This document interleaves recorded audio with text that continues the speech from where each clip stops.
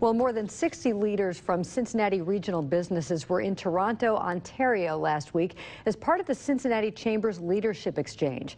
The three-day Discovery Tour was co-chaired by Hamilton County Commissioner Denise Driehaus and Lee Fox, President and CEO at Cincinnati Bell. The goal was productive discussions and brainstorming with Toronto's leaders on important challenges such as talent attracting and retention, transportation and transit, and aging infrastructure.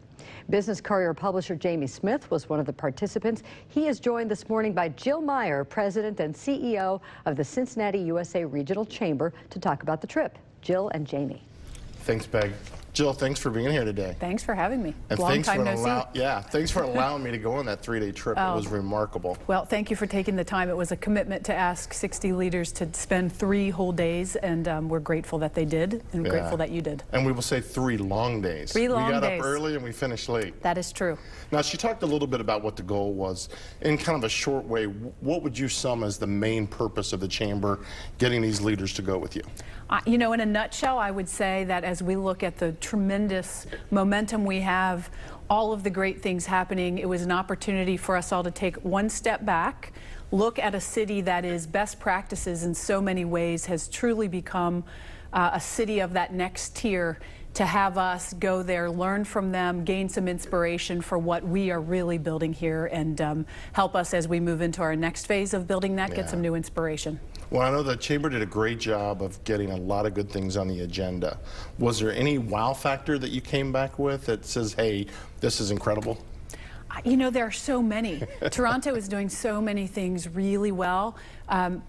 Doing them intentionally, which is a wow that would be an understated wow, but the connectivity of all of the work they're doing around the importance of talent. They're a global city. They have a tremendous base of foreign-born talent, as you know. Yeah, 52%, I think. 52% of their residents. You know, talking about a broad region of 6.5 million people, and north of 50% of them from other places. The energy that's created when you bring talent from around the globe together, but then on top of that, the way they're taking the opportunity to build business, to be strategic in the tech front, and then to really look at how you move people around in intentional ways to help them all get educated, to help them get jobs that can work for them in a meaningful way. So I would say lots of wow factors. Well, I was kind of struck by the 2 universities, 2 primary universities, University of Toronto and Waterloo University. I think the number was 42,000 IT grads. With 10 more thousand on tap to be added to that.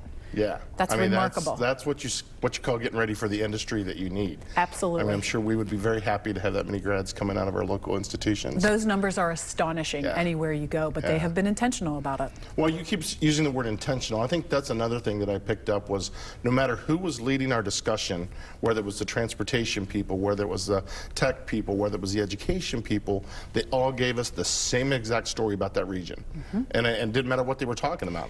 It's definitely what happens, and we see the fruits of it. You can go to Toronto and see the fruits of it. But when leaders from every sector, but then people, everybody involved, understands what is this vision, what is it that we're building here, and why, everybody can tell you why what's happening in Toronto is happening, but also what their part is. And that's really critical. Yeah. Well, I know that the fun part's over.